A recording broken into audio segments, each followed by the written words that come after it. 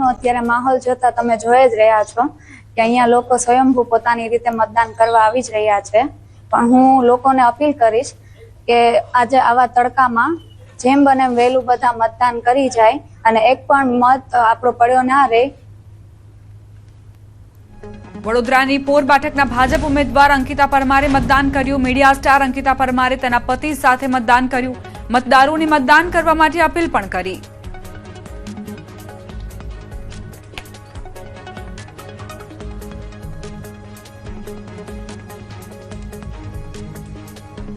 તો ભાવનગરની વાત કરીએ તો રાજ્યના કૃષિ મંત્રી જીતુભાઈ વાઘાણીએ કર્યું મતદાન। જીતુભાઈ વાઘાણીએ પરિવાર સાથે મતદાન કર્યું। સોસાયટીના રહીશો સાથે વાજતે ગાજતે મતદાન મથકે પહોંચ્યા। વાઘાણી મતદાન પહેલા ઘર નજીક મંદિરમાં મહાદેવની પૂજા પણ કરી અને તેઓએ આશીર્વાદ મેળવ્યા।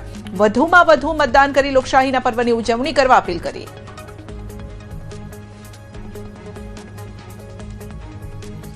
તો રાજનેતાઓ હોય કે સામાન્ય જનતા મતાધિકારનો ઉપયોગ કરી રહ્યા છે, પરંતુ થોડું ઠંડુ આ મતદાન જોવા મળી રહ્યું છે। ગરમીનો પારો હાઈ અને મતદાન ઓછું છે। દિવ્યાંગ પણ મતદાન માટે પહોંચ્યા છે અને અહીંયાથી એક સુંદર સંદેશ પણ અહીંયા આપવામાં આવી રહ્યો છે કે ભલે તેમને શારીરિક રીતે એટલા સક્ષમ નથી, પરંતુ મતદાન કઈ રીતે કરવું એ તેઓ જાણે છે। આવા જે નાગરિકો છે તે ખરેખર એ યુવાનો માટે સંદેશ સમાન છે, ઉદાહરણ સમાન છે, જેઓ અત્યારે પણ ઘરે બેઠા છે, આળસ નથી છોડી રહ્યા।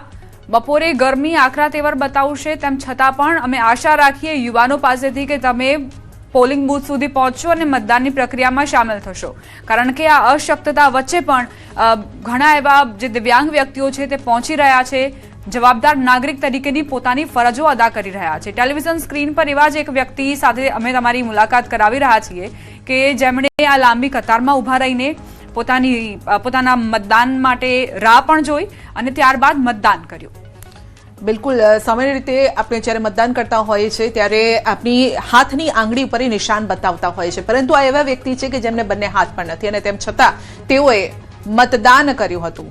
તો જીતુ વાઘાણી કૃષિ મંત્રી જેઓ વાજતે ગાજતે પહોંચ્યા હતા, ઢોલ નગાડા સાથે તેઓ પહોંચ્યા હતા અને તેઓએ મતદાન કર્યું હતું અને લોકોને સંદેશ આપ્યો। મેં આજે મારા પરિવાર સાથે અને સોસાયટીના સૌ રહીશો સાથે મતદાન કર્યું છે।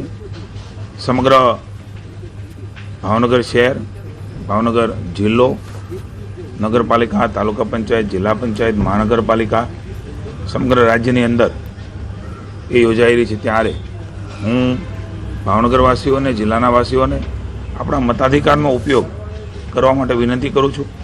લોકશાહીનું ઉત્તમ પર્વ સૌ સાથે મળીને ઉજવીએ। સૌરાષ્ટ્ર ભાજપ પ્રવક્તા રાજુ ધ્રુવે મતદાન કર્યું। ધર્મેન્દ્રસિંહજી કોલેજ ખાતે પહોંચીને પરિવાર સાથે મતદાન કર્યું। ભાજપની જીત નિશ્ચિત હોવાનો તેમણે દાવો પણ કર્યો। એકદમ નિરસતા વ્યાપી ગઈ, લોકોને મતદાન કરવાનું પણ બહુ ઓછી ઈચ્છા થાય એવું વાતાવરણ બની ગયું હતું। એવા સંજોગોમાં વડાપ્રધાન પદે નરેન્દ્રભાઈ મોદીએ આવ્યા અને જે રીતે એમણે લોકોની વચ્ચે રહી એક લોકમત કેળવવા, લોકમતને ઘડવામાં જે અગ્રીમ ફાળો આપ્યો છે, એમણે જે મહેનત કરી છે લોકોની વચ્ચે રહી અને જે વિકાસ કાર્યો કર્યા, અને કોઈ પણ રાજકીય પાર્ટીઓ, દરેક રાજકીય પાર્ટીઓએ વિકાસને પોતાના ચૂંટણી ઢંઢેરામાં લેવો પડે, વિકાસના નામે જ મત માગી શકે એવું વાતાવરણ જ્યારે નરેન્દ્રભાઈ મોદીએ સર્જ્યું છે, ત્યારે હું ફરીથી નરેન્દ્રભાઈ મોદી દેશના વડાપ્રધાન તરીકે, રાજ્યના મુખ્યમંત્રી ભૂપેન્દ્રભાઈ પટેલ અને એમને સાથ આપવા માટે જ્યારે 72 ઉમેદવારો રાજકોટમાંથી ભારતીય જનતા પક્ષના નિશાન ઉપર લડી રહ્યા છે, એ રાજકોટની પ્રજા હું માનું છું કે ખોબલે મત આપી ભારતીય જનતા પક્ષના ઉમેદવારોને જંગી બહુમતી સાથે જીતાડશે। આજે રાજકોટના જ પનોતા પુત્ર એવા વિજયભાઈ રૂપાણી, જે પૂર્વ મુખ્યમંત્રી અને એમ કહે છે કે જેમણે રાજકોટના વિકાસને ઘડવામાં અગ્રીમ ફાળો આપ્યો છે, આજે આપણે જોઈએ તો રાજકોટના વીરપુરમાં ઉત્સાહભેર મતદાન। અમૂલ ફેડરેશનના વાઇસ ચેરમેને કર્યું મતદાન। ગોરધનભાઈ ધામેલિયાએ સપરિવાર સાથે મતદાન કર્યું। લોકશાહી પ્રત્યે પ્રતિબદ્ધતા વ્યક્ત કરી મતદારોને વધુમાં વધુ સંખ્યામાં મતદાન કરવા માટે અપીલ કરી।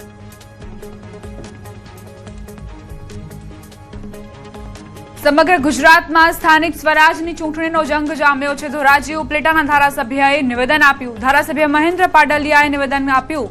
ગુજરાતને સમર્થન બનાવવા વડાપ્રધાન નરેન્દ્ર મોદીએ દેશને વિકાસની રાહ આપી.